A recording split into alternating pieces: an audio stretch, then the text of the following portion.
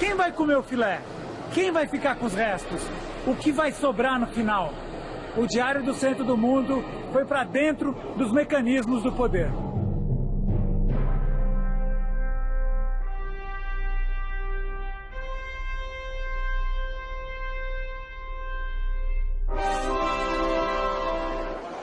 O programa de hoje é especial, inteiramente dedicado ao pré-candidato à presidência, Ciro Gomes. Ciro Gomes, Kiko Nogueira. Ciro, por que novas eleições agora seriam uma marenice? Repare, eu defendo a legalidade, ponto. Nós temos hoje uma democracia que está se liquidando em apenas 27 anos de democracia formal eleitoral, e toda e qualquer digressão que não restaure pura e simplesmente o ditado democrático eu considero uma marenice. Para que uma tese como essa acontecesse, era preciso uma tramitação absolutamente improvável. Ou seja, 3/5 da Câmara Federal ainda muito fortemente controlada pelo bandido Eduardo Cunha, 3/5 do Senado controlado pelo Romero Jucá, Eunício Oliveira e Renan, e ainda assim, essa emenda improvavelmente prosperando, o vice-presidente da República, que tem um mandato de 4 anos conexo ao mandato da presidente da República, teria toda a legitimidade para postular junto ao Supremo Tribunal Federal a inconstitucionalidade dessa emenda. Por quê? Porque ela retroagiria para ferir direito adquirido, qual seja o mandato de 4 anos. Ou seja, o golpe está dado, 2018... Eu estou fazendo o que eu posso e o que eu não posso, sem dormir, trabalhando, me esgoelando, porque a nossa chance é evitar a consumação do golpe ainda agora no Senado. Você acha que por mais que seja improvável, né, chance tem. O Temer, você tem falado muito sobre o caráter dele ali. É um calhorda. É um calhorda menor ou ele vai conseguir? Ele é um calhorda menor, ele é um trambolho que está no meio do caminho de um golpe que é muito mais profundo. O golpe ele tem três blocos de interesses que se associam apenas na conveniência única de fazer o golpe. Né? O primeiro bloco é o Sindicato dos Políticos. O Sindicato dos Políticos quer o fim da Lava Jato. Todo mundo fazendo de conta, todo mundo elogiando o Moro por cima da mesa, mas por baixo do pano há um esforço imenso, trabalhando pesadamente pelo fim da Lava Jato. O segundo bloco é o bloco dos agiotas, que são 10 mil famílias que se apropriam desses 600 bilhões de reais por ano, que é dinheiro do povo. E o terceiro bloco de interesses são estrangeiros. São iminências, assim, é todo um realinhamento grave do Brasil. Que a gente vê na figura do Serra. O Serra, o encarregado do segundo bloco, do rentismo, é o Meirelles, e o encarregado desse bloco é o Serra. Ambos, ele e o Michel Temer, informantes dos órgãos de inteligência dos Estados Unidos. Isso não é paranoia, não, já está aprovado, está no Wikileaks, quem quiser entra na internet e veja. Então você tem hoje um boato desagradavelmente não desmentido, de que o Macri, violando uma tradição mais que centenária, né, admite, ou enquanto não desmentir, eu quero ver o desmentido, assentamento de 2 bases militares norte-americanas, uma em Ushuaia, na cara da Antártida, e o outro na Tríplice Fronteira, olhando para o Brasil. Já não basta a 4ª Frota, isso aí não é boato, já foi recriada assim que se homologou internacionalmente as reservas, homologaram as reservas de petróleo do pré-sal. Os americanos recriaram a 4ª Frota, que é estacionária no Atlântico Sul.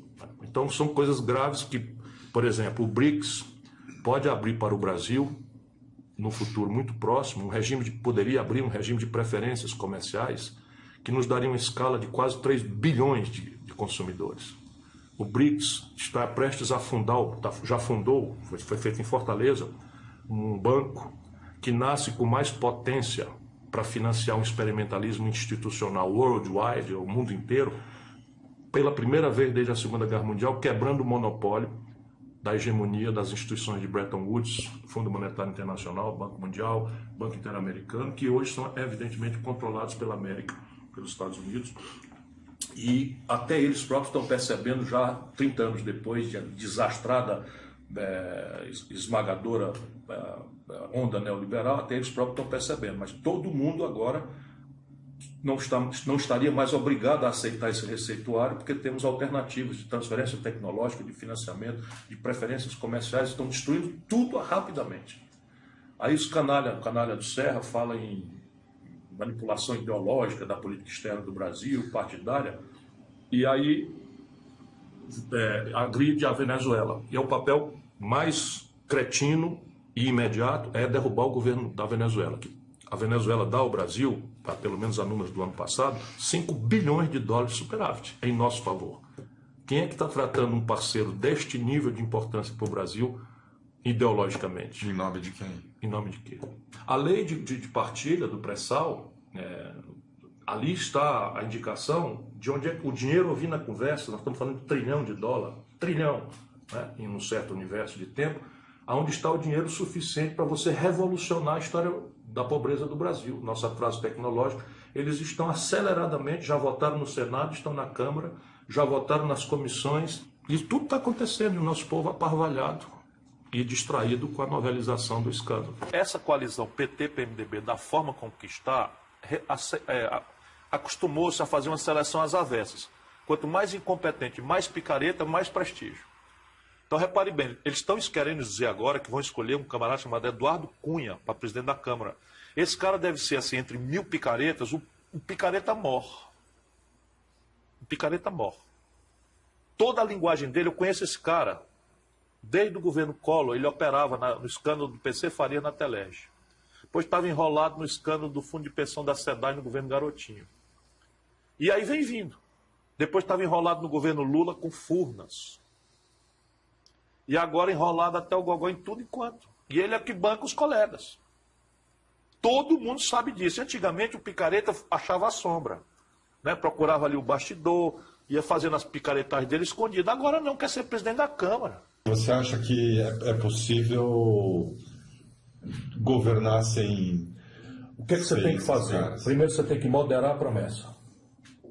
A Dilma começa a cair quando abre mão da política e entrega os destinos do país a uma especulação de marketing. Confinar os processos que interagem com as maiorias qualificadas do Congresso a exclusivamente 1 ou 2 temas ao redor dos quais o presidente segrega a tarefa de chefe de governo para assumir uma tarefa que no parlamentarismo é funcionalmente separada, de chefe de Estado. Então, não, reforma fiscal, lato sensu, e uma questão da reforma política. Nesses 2 temas, o presidente tem que puxar o debate, informar a sociedade, trazer a inteligência do país, a inteligência internacional comparada, ajuizar o debate, fazer a magistratura e, no fim, abrir mão de qualquer veleidade pessoal, né, para mediar o seu magistrado da solução de um possível consenso que não é provável. Ou então, ajuizar as propostas e mandar a deliberação direta do povo, por plebiscitos e referendos, que a elite brasileira agora chama isso aqui de chavismo. E plebiscitos e referendos é a história dos Estados Unidos, é a história do mundo inteiro. Vamos acabar com isso. Então, por quê? Porque senão não tem reforma. Se você fizer uma coisa só o jogo de Brasília, não tem reforma, porque os grupos corporativos, as minorias ativas, organizadas, os lobbies, os grupos de pressão, eles cercam a representação, enquanto o povo está atomizado, vivendo a vida dura que vive, pagando um 3º turno de trabalho sem receber nada dentro dos ônibus, ouvindo bala perdida, maltratado nos postos de saúde. Você chamar o povo em abstrato para modernidades institucionais, isso é ridículo, né? Então, fazer isso. E nos outros assuntos, servar uma maioria simples.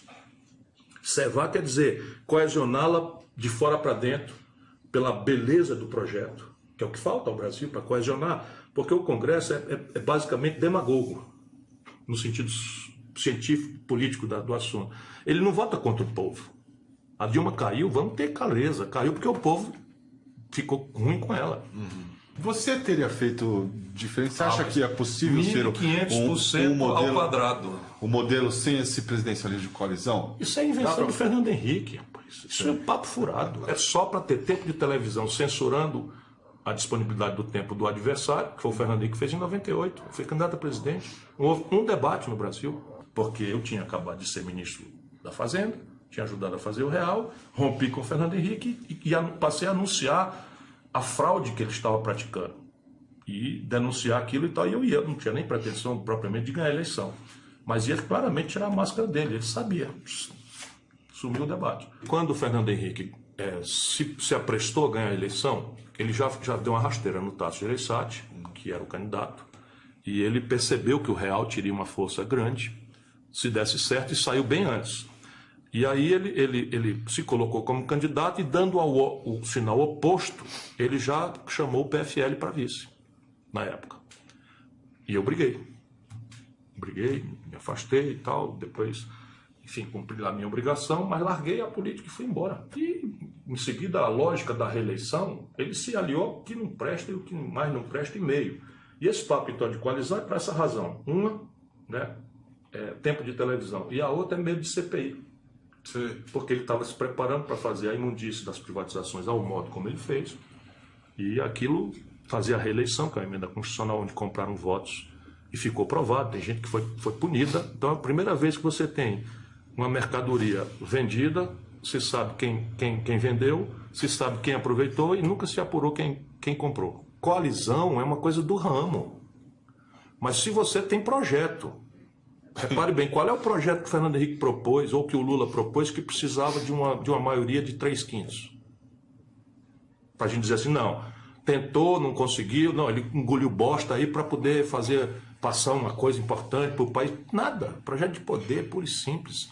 O medo de CPI é a única razão. Agora repare bem, rapaz, você entregar o país, vê se deu certo isso. Eu cultivo a elegância, eu fui romper com o PSDB, fui lá falar com ele. Não faça isso, escolha um ministério. Não, você tá me entendendo errado, não estou afim de coisa. Eu vim aqui romper com você, eu formalizar minha saída do PSDB, e além do mais, você fechando os olhos para a corrupção e perguntou assim, como, Ciro? Corrupção? Olha como o Brasil é mesquinho. Esse Eliseu Padilha, seu ministro dos Transportes, que foi ministro da Dilma e que foi ministro, e é ministro do... Tô de saco cheio. Vai tratar esses caras como? Com punho de renda? Achem outro. Você chama o Eduardo Cunha de ladrão, como eu fiz, a uma distância assim, ele vira pro outro lado da cara. Juro, com toda elegância. Né? Com toda elegância. Então, se alguém achar que bom pro Brasil é esse tipo de gente, boa sorte. Ele está te processando. Me processou, já fui lá, chamei de novo. Na frente dele foi absolvido. O Michel Temer está me processando. Eu conheço o Michel Temer é bandido, é corrupto. Conheço ele, é corrupto. Chefe da quadrilha, do lado quadrilha do PMDB. Como é que o filho tem 2 milhões de reais de patrimônio e ninguém procura a origem disso? Porque você pode antecipar o patrimônio, mas qual é a origem? Um filho de 7 anos teve. Imagina se o Lula fosse assim. Nossa! Então, tem uma coisa errada. Mas tem uma coisa errada também, né, quando você vê o Lula querendo que a Dilma entregasse o Ministério da Fazenda ao Meirelles, e a Dilma sofre um golpe e o golpista bota o Meirelles. Tem alguma coisa ali que tá... O Romero Jucá foi líder do governo Fernando Henrique, líder do governo Lula e líder do governo Dilma. Então eu não quero isso, eu quero romper com isso. Se você olhar, a única coisa estável no Brasil é o lado quadrilha do PMDB. E nós vamos continuar aguentando isso até quando?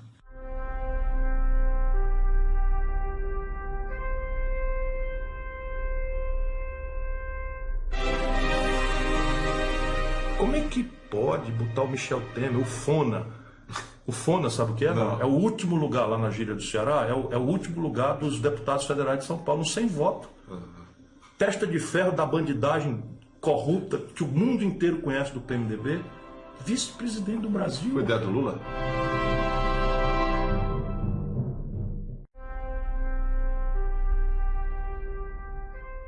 Ciro Gomes está de volta, com sua metralhadora giratória apontada para Brasília. Saiam da frente. O que você acha da Lava Jato? Repare, é tão grave o sentimento popular da impunidade como o prêmio da corrupção que eu acho que, em princípio, é uma coisa boa. Agora, é constrangedor que isso aconteça por um lado.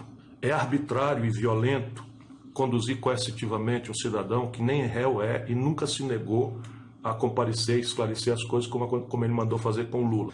É absolutamente criminoso, para além de arbitrário, divulgar conversas grampeadas do presidente da República. Nos Estados Unidos isso é crime punível com pena de morte.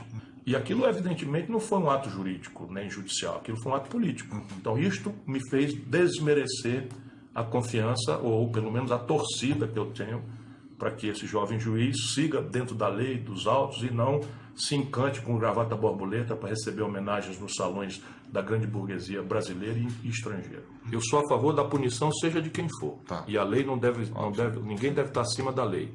Mas eu sou a favor que isso se fira dentro do Estado da democracia, do Estado de Direito Democrático, em que a liberdade é o princípio e a prisão é a exceção.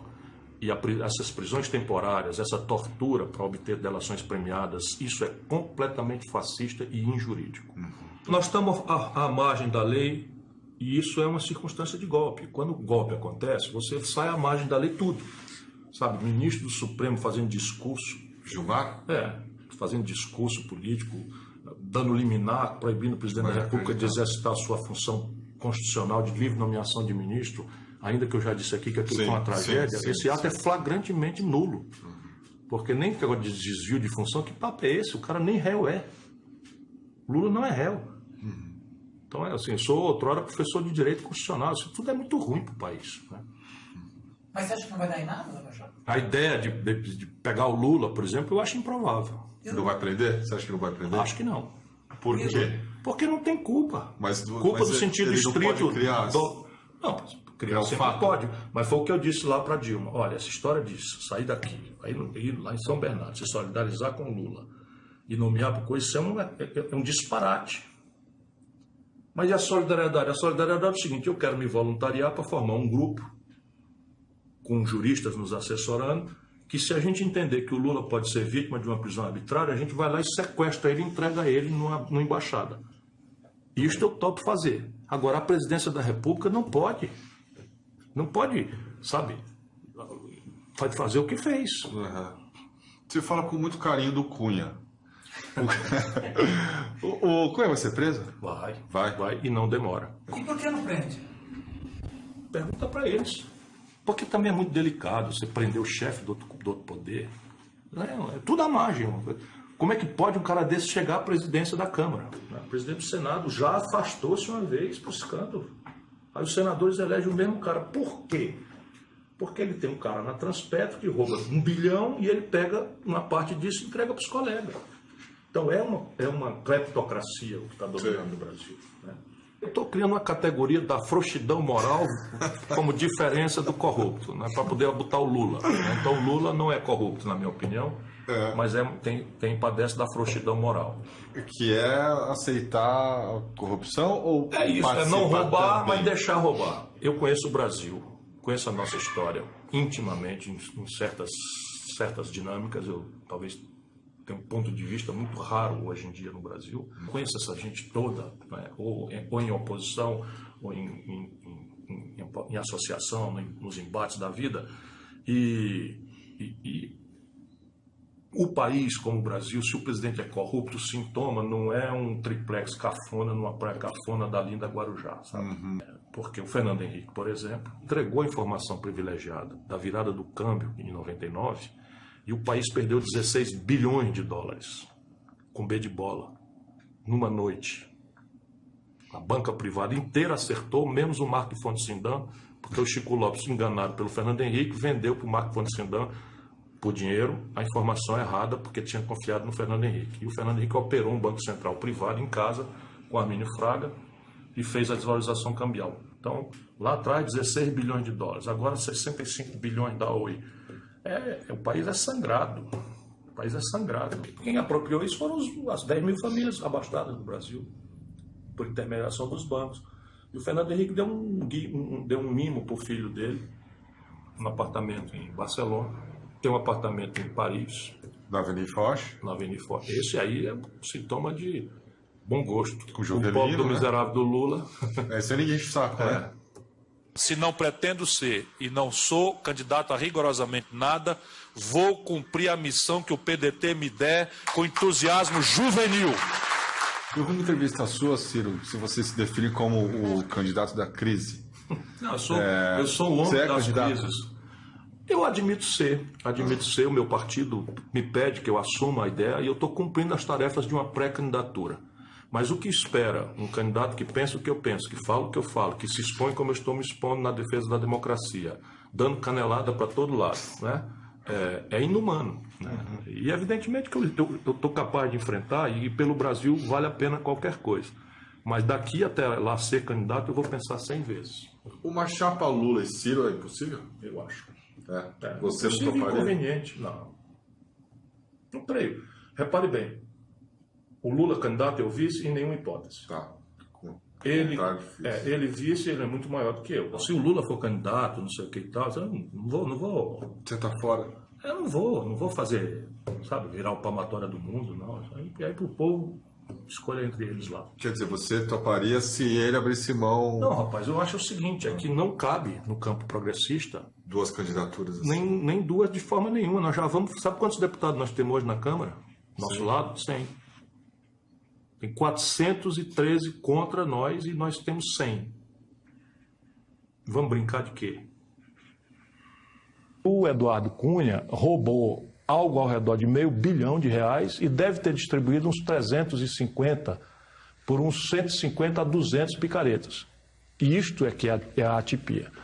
E Deus é brasileiro e orientou o Ministério Público da Suíça a fazer agora, na hora crítica, é muita sorte, é Deus mesmo, eu acredito em Deus, né? Anunciar que o picareta-mor da República, o presidente da Câmara que assina o pedido de impeachment, é formador de quadrilha, ladrão e o cacete. Quando a Dilma tomou posse, o Eduardo Cunha se lança candidato, o PT loucamente lança o Chinagre e sai um garoto lá de Júlio Delgado, lá de Minas Gerais. Se você somar os votos do Júlio Delgado, que veio contra o PT, com os que é do PSB, e os votos do Eduardo Cunha, dá os votos do impeachment. Olha só. Exatinho, nós tivemos os votos que tivemos para o Chinagre contra o impeachment. Brincou de Deus, doutor, você vai se queimar, vai se ferrar, não tem conversa. Como é que pode botar o Michel Temer, o Fona, sabe o que é? Não. É o último lugar lá na gíria do Ceará, é o último lugar dos deputados federais de São Paulo, sem voto. Testa de ferro da bandidagem corrupta que o mundo inteiro conhece do PMDB, vice-presidente do Brasil. Foi ideia do Lula? Claro. Aí estão fazendo tudo isso, vão tirar o pré-sal, vão fazer não sei o que, vão fazer, não fazer. Sem voto. Sem voto. E sem volta? Eles estão fazendo com status de Constituição, vai ser difícil no futuro. Se eu for candidato, eu vou anunciar a expropriação das empresas estrangeiras que entraram no pré-sal. E não é por nacionalismos baratos, é porque o Brasil tem um passivo externo líquido infinanciável. Então você, a pretexto de acelerar o investimento, porque a Petrobras está num momento difícil, você vai passar de um faturamento em real para um faturamento em dólar. Você vai ter uma conta de remessa de lucro, você vai destruir toda e qualquer veleidade de conteúdo nacional, de verticalização técnico-científica, inovação, tecnologia, que sai dali do petróleo, vai para polímeros, para fibras, para novos materiais, etc, etc. Você destrói tudo isso. E aí está todo mundo aparvalhado, ninguém faz nada. Por que ninguém faz nada, hein? Haveria algo a ser feito? Eu estava lá dizer, claro. O quê? Eu disse para ela, pega o telefone e liga para ele. Eu disse para ela, pega o telefone, liga para ele aí e diz que nós vamos partir para cima. Não tem mais ambiente para isso, não. Sim, não estou querendo ambiente, não. O que seria partir para cima? Tirar a máscara dele, rapaz. O governo não sabe quem é o Michel Temer? Eu tenho aí cópia de processo de mulher querendo... Mulher do cara das docas entrou na justiça para reclamar o reconhecimento de uma união estável e a pensão inerente a isso, no desfazimento da união, com o cara das docas. E aí descreve com detalhes como era a roubalheira, roubou de onde, quanto recebeu, quanto era para o Michel Temer, quanto era para o fulano. E hoje sumiram com isso. Mas eu tenho cópias. Tá tudo muito escancarado, né? Tudo. Mas chapéu de otário é marreta, meu irmão. Né? É isso aí. O banquete em Brasília continua, agora muito mais explícito, televisionado e transparente. Semana que vem a gente se encontra novamente. Quando se trata de vazar a conversa da presidenta da República com qualquer pessoa, o que no mundo inteiro não ia ter discussão, a pessoa que faz isso e revela, vai para a cadeia. Nos Estados Unidos ele nem pisca. É a maior democracia do mundo. Vazar áudio de presidente da República no exercício é crime contra a segurança nacional, em qualquer país do mundo. Bom, no caso específico do que aconteceu, podia vazar à vontade. Agora, os outros vazamentos não são possíveis. Eu, em particular, não concordo com a prática de vazamento. Acho que a prática de vazamento, ela leva a uma das piores consequências, a espetacularização da política e o uso da investigação criminal parcial, não revelada integralmente, não julgada, como instrumento político de acabar com o adversário. Então, eu particularmente sou a favor dos vazamentos, porque eu acho que você vive deles, né? Já que é pra tombar, tombei. Bang, bang. Já que é pra tombar, tombei.